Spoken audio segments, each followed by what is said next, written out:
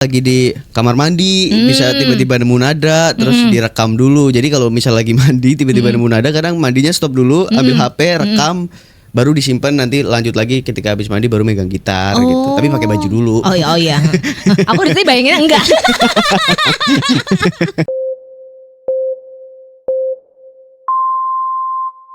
Per 3 bulan. Kak, ini kamu kalau misalnya menciptakan lagu itu harus bikin lagu kan kayak harus konsentrasi ya? Bener banget. Itu biasanya bikin di mana sih? Kalau aku banyak momennya kadang lagi di kamar mandi bisa tiba-tiba nemu nada terus direkam dulu. Jadi kalau misal lagi mandi tiba-tiba nemu nada, kadang mandinya stop dulu, ambil HP, rekam, baru disimpan, nanti lanjut lagi ketika habis mandi baru megang gitar gitu. Tapi pakai baju dulu. Oh iya. Aku dari tadi bayanginnya enggak.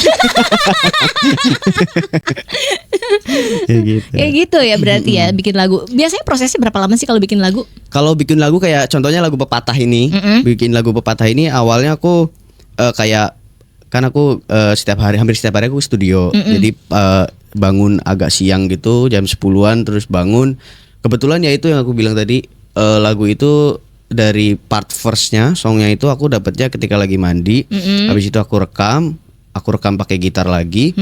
Terus aku bawa ke studio. Di studio kebetulan ada banyak teman-teman gitu, kayak meminta masukan. Terus kayak ini bagusnya arahnya akan kemana ya gitu. Nah itu setelah 1 hari lagu Pepatah itu belum beres. Baru besok harinya itu aku mulai mikirin lagi gimana cara dapat chorus yang mungkin lebih nendang lah gitu.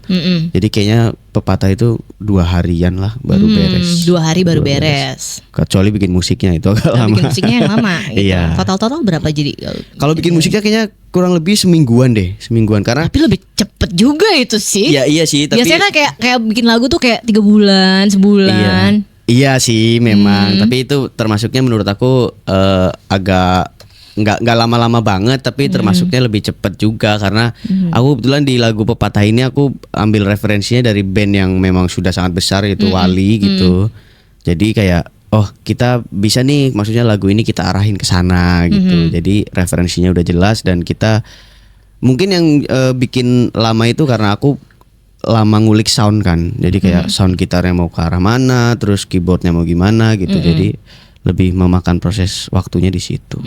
Ini memang sengaja kayak kalau untuk tahun ini kayaknya bikin singlenya momennya tentang ini deh gitu. Apa secara tidak sengaja nih pas Pepatah jadi nih? Sebenarnya memang karena di 2026 ini kan 2025 itu aku udah full kayak bikin lagu tentang cinta-cintaan gitu. Kayaknya aku mau rubah tujuan deh, kayak directionnya itu mau di rubah sedikit, kayak apa ya kira-kira kisah hidupku gitu yang bisa juga bisa dinikmatin dan relate sama kehidupan orang lain.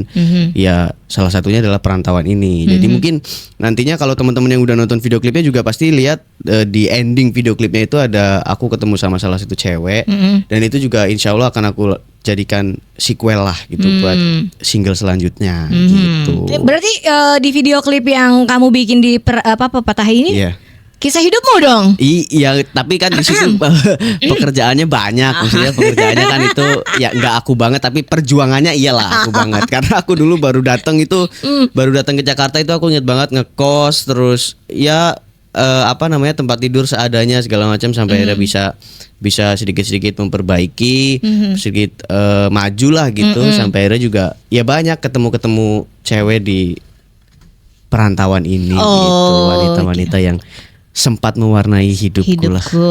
Iya. Apakah ini hanya kisah lagu kamu di perantauan ini? Apakah sebelum-sebelumnya juga memang sesuai kehidupan kamu juga?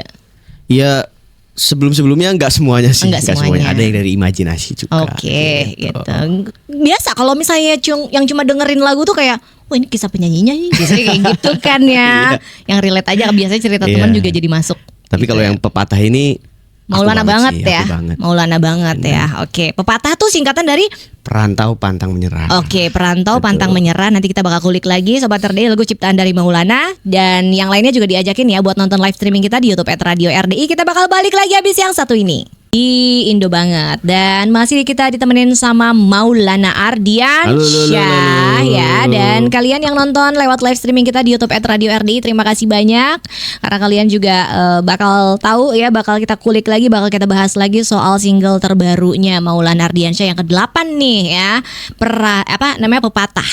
Pepatah, betul. Pepatah, perantau pantang menyerah. Sebenarnya ada yang unik dari judulnya ini. Kenapa? Jadi di bait refnya itu kan aku juga ngambil pepatah ya, berakit-rakit ke hulu, berenang-renang ke tepian. Nah, tadinya tuh aku menentuin judulnya itu agak susah, kayak apa ya, masa mau aku kasih judul berakit-rakit, ini kayak jamrut jadinya, ya? Jamrut kan ada bener. kan. Terus aku mikirnya kayak ini kan liriknya udah jelas dari pepatah gitu. Gimana kalau kita cari kepanjangannya aja gitu yang masuk sama isi lagunya. Dan setelah lama dipikir tadinya tuh judulnya Perantau Pantang Pulang. Tapi kalau perantau pantang pulang nggak pulang-pulang nih gue gitu kan. Petapul jadinya. Ya akhirnya dari situ barulah aku pikir-pikir lagi, kayaknya cocok deh Perantau Pantang Menyerah, tapi singkatannya adalah pepatah gitu. Ketemu di situ. Berarti kalau misalnya selama 8 tahun cerita apa namanya, suka duka tentang merantau itu banyak ya? Banyak banget, kayak ya mungkin ada di titik setiap hari makan mie instan itu juga aku pernah ngerasain. Oh iya? Gitu. Iya, pernah ngerasain. Terus di titik nggak punya uang apalagi itu juga ngerasain juga gitu. Jadi apa yang ada di lagu itu kan kayak lirik, ada lirik yang begitu susahnya cari uang, pontang-panting sampai banting tulang gitu. Meskipun cara banting tulang kita mungkin, cara banting tulangku sama orang lain mungkin beda. Ada yang bener-bener mereka harus bener-bener ngeluarin keringat banget. Tapi kalau aku kan meskipun nggak sebegitu mengeluarin keringatnya, tapi prosesnya samalah, sama-sama banting tulang gitu. Terus ada juga lirik demi keluarga yang ku sayang gitu, kayak sejauh ini merantau lama-lama pasti tujuan utama aku juga bagain keluarga di rumah, orang tua. Terus ya yang penting bisa berbakti juga lah ke mereka gitu. Ini kan jauh dari keluarga, otomatis kan merantau ke Jakarta itu sendirian banget atau ada kakak? Sendirian banget. Iya. Otomatis kan kayak kenal orang-orang asing gitu ya, orang-orang baru gitu. Bener banget. Itu pernah punya cerita yang kayak, wah ini orang baru ternyata ada yang berkhianat, biasanya begitu kan, bohongin gitu. Ya kalau itu sih banyak ya, maksudnya kayak, tapi alhamdulillah aku juga mungkin sama Allah dikasih lingkungan yang selama ini baiklah, suportif, semuanya suportif. Dan alhamdulillah sejauh ini kalaupun ada orang yang udah gelagatnya itu udah nggak enak, emang aku sengaja cut off aja gitu. Jadi kebanyakan yang ada di lingkunganku sekarang ini ya orang-orang yang menurutku baik lah. Kayak lama-lama mereka jadi kayak saudara sendiri gitu. Jadi karena di perantauan sendiri mau nggak mau kita harus cari nih siapa yang kira-kiranya bisa dijadiin saudara gitu. Gitu sih. Ini kalau selama di perantauan nih biasanya kan ada